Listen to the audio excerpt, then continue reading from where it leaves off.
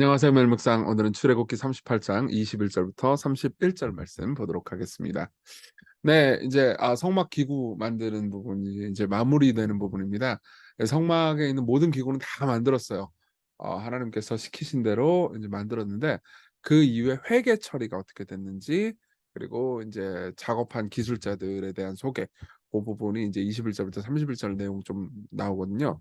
우리가 또 여기서 배울 것들이 있어요. 그게 이제 8절을 제가 이제 어제 할 때는 좀 지나쳤는데 8절을 다시 한번 좀 보면서 여러분들과 나누어 보려고 합니다. 21절 내용 볼게요. 성막 곧 증거막을 위하여 레위 사람이 쓴 재료의 물목은 제사장 아론의 아들 이다말이 모세의 명령대로 계산했습니다. 물목은 이제 양을 말하는 거예요. 성막을 위해서 레위 사람들이 쓴 양이 있을 거 아니에요. 자 보세요. 헌금이 어마어마하게 고쳤습니다. 이 지점에서 여러분들이 이제 배경을 좀 생각해야 되겠어요.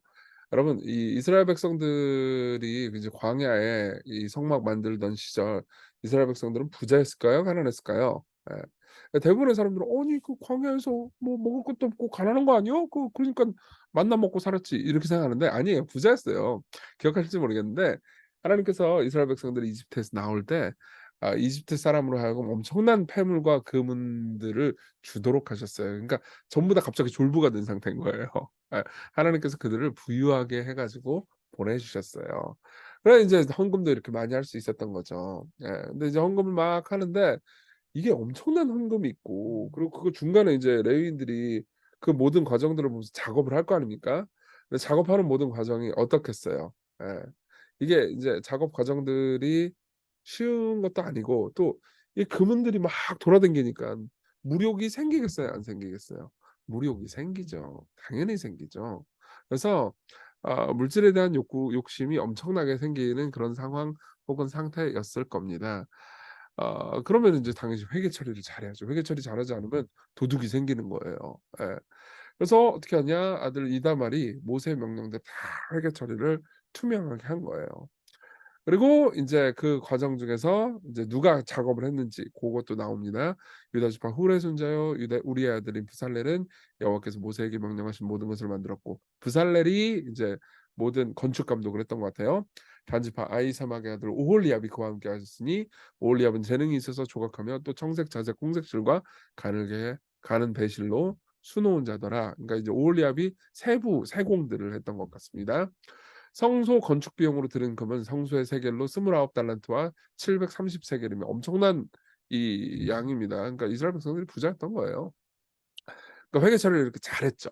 25절 계수된 회중이 들은 은은 성소의 세겔로 100 달란트와 1775 세겔이니 계수된 자가 20세 이상으로 60만 3,550 명인즉 성소의 세겔로 각 사람에게 은 한 배가 곧 반세겔이라. 은 100 달란트로 성소의 받침과 휘정문의 기둥 받침은 모두 100개를 부어 만들었으니 각 받침마다 한 달란트씩 모두 100 달란트요 1775 세겔로 기둥 갈고리를 만들고 기둥 머리를 싸고 기둥 가름대를 만들었으며 드린 놋은 70 달란트와 2,400 세겔이라. 그러니까 많은 이 은금 패물 그리고 이제 재산들이 왔고 그거 가지고 이제 각자 이런 여러 가지 것들을 실제로 만들어냈다. 그리고 이것으로 회막문 기둥 받침과 놋 제단과 놋 그물과 제단의 모든 기구를 만들었으며 뜰 주위의 기둥 받침과 그 휘장문의 기둥 받침이며 성막의 모든 말뚝과 뜰 주위의 모든 말뚝을 만들었더라. 이렇게 이야기를 하고 있습니다. 모든 것들로 다 이제 잘 만들었다. 그리고 결산이 완벽하게 아주 깔끔하게 끝났습니다. 이제 우리식으로 말하면은 1년 동안 여러분들이 헌금을 많이 이렇게 기쁨으로 자원하는 마음으로 해 주셔서 우리가 이 저기 헌금 잘 걷었습니다. 그리고 잘 이 큰 프로젝트를 잘 마무리 지었어요. 이제 결산하겠습니다. 요렇게 해 가지고 돈 요렇게 썼고요.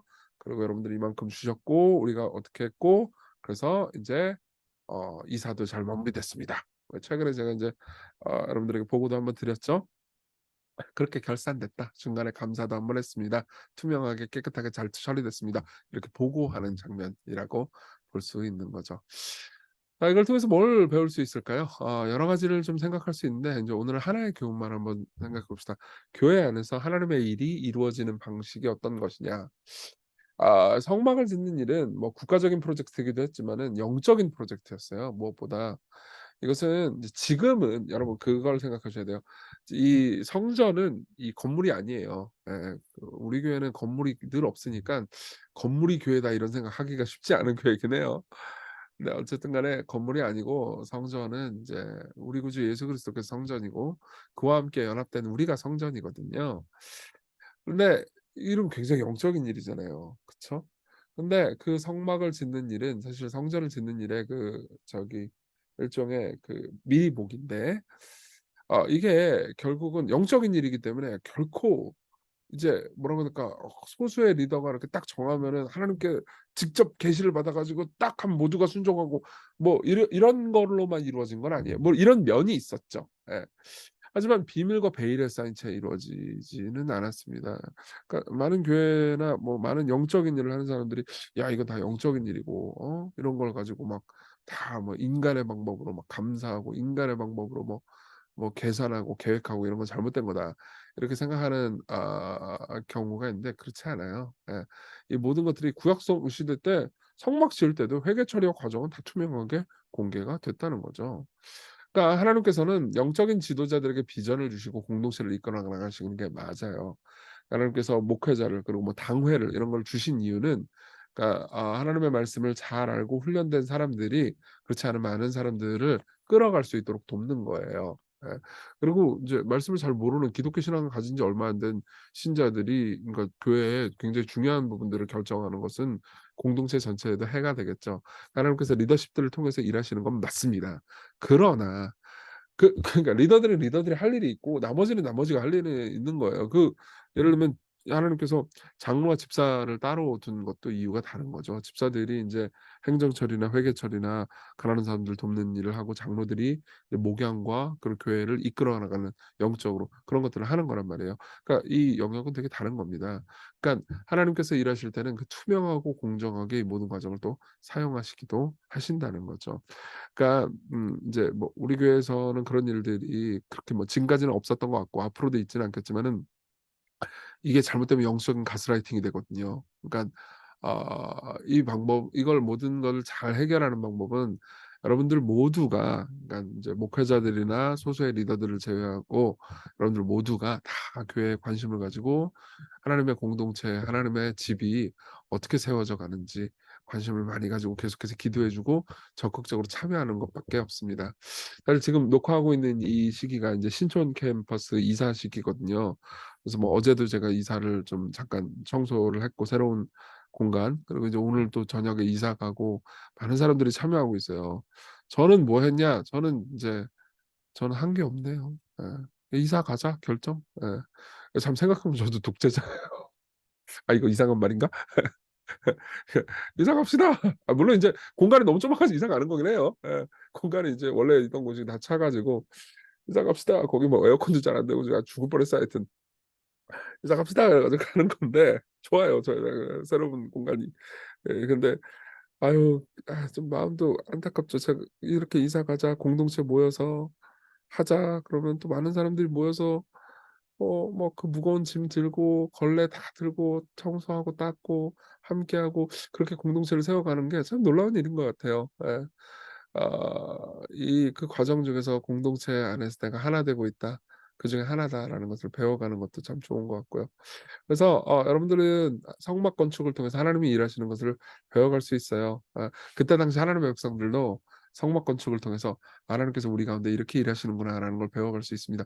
여러분들도 공동체에 참여하면서 그걸 배울 수 있습니다. 둘째로 인제 이 모든 것의 헌신의 동기를 한번 생각해 볼게요. 38장 8절 인제 어제 봤던 본문인데 잠깐 지나쳤던 부분인데 오늘 좀 자세히 보려고요. 인제 물두멍을 만들어요. 물두멍은 인제 손 씻는 곳이라고 그랬죠. 근데 그 이제 청동으로 만들어 가지고 굉장히 이제 자신의 얼굴이 비치는 그런 거울 같은 물두멍이었어요. 근데 그 놋으로 물두멍을 만들고 받침을 놋으로 하였으니 곧 회막문에서 수종드는 여인들의 거울로 만들었대. 여자들의 거울로 만들었다. 이게 참 생각해 보면 의미가 깊은 거예요. 제가 필립 그레이엄 라이큰이라는 이제 목사님의 설교문을 좀 읽었는데요. 거기 보면 이제 이런 이야기가 나와요. 제가 좀 이야기 배경 설명해 드릴게요. 원래 이집트에서 노예 생활하던 시절에 여인들은 자기 거울이 없었어요. 거울 당시에 비쌌어요. 예. 자기 거울이 없었어요. 전부 다 그들은 종이었기 때문에 자기 주인들이 자기가 이렇게 거울 보면서 예쁜 척 이렇게 하는 걸 옆에서 수종 들면서 보기만 했죠. 다시 말하면 여인들인데 거울이 없어요. 예. 여인들이 거울을 가지고 있지 않았죠. 근데 이제 뭐 모르겠어요. 이제 뭐 이게 뭐 꼭꼭 뭐 모든 여자가 다 그런 것도 아니고 모든 남자가 다 그런 것도 아니지만 대체로 인제 그때나 지금이나 그러니까 여성들이 좀 더 거울에 친숙하고 자신이 어떻게 보이는지에 대해서 더 관심을 가질 확률이 높잖아요. 그쵸? 실제로 뭐 애들 키워보다 보면은 남자들이요 뭐 거울 안 보죠. 근데 여자들은 인제 거울 여자아이들 거울 많이 본단 말이에요. 안 그런 경우도 있어요. 예. 남녀 이게 이렇게 하려고 하는 거 아니에요.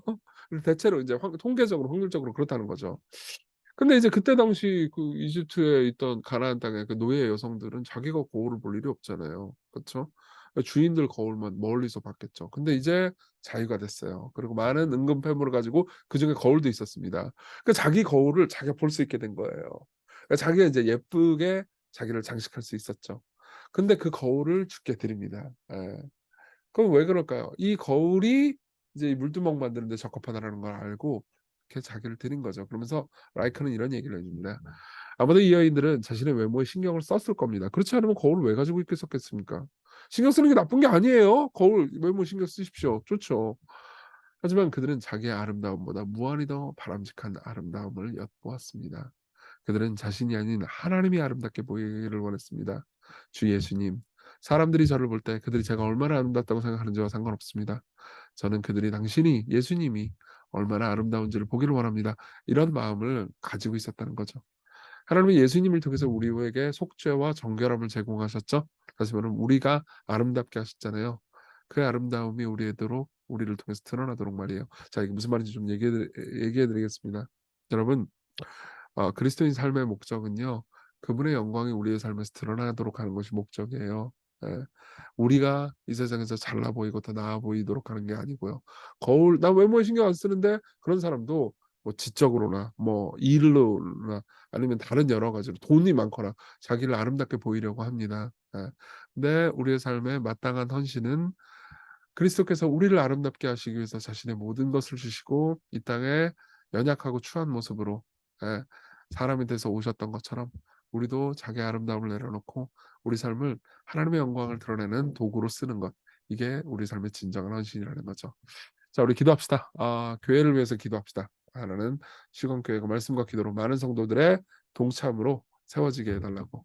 그리고 두 번째로는 우리 삶의 목표가 우리를 아름답게 보이는 것이 아니고 그리스도를 아름답게 보이도록 하도록 우리를 드러내소서. 우리 함께 기도합시다.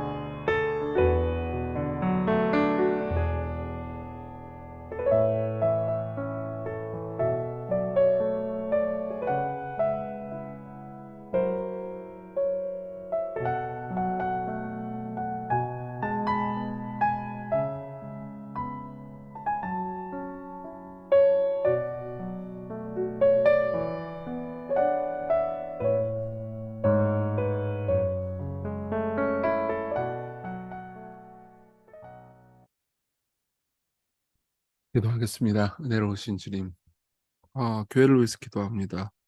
그리고 우리가 삶에서 당신께 기쁨과 즐거움으로 헌신하는 마음이 생기도록 기도합니다. 우리를 아름답게 하시기 위해서 기쁨으로 자신의 모든 것을 드리신 예수님, 예수님을 생각하면서 우리의 삶도 당신을 아름답게 보이고 높이기 위해서 존재하게 하소서. 예수님 이름으로 기도했습니다. 아멘. 네, 하나님의 은혜 안에서 오늘 기쁜 하루 되세요.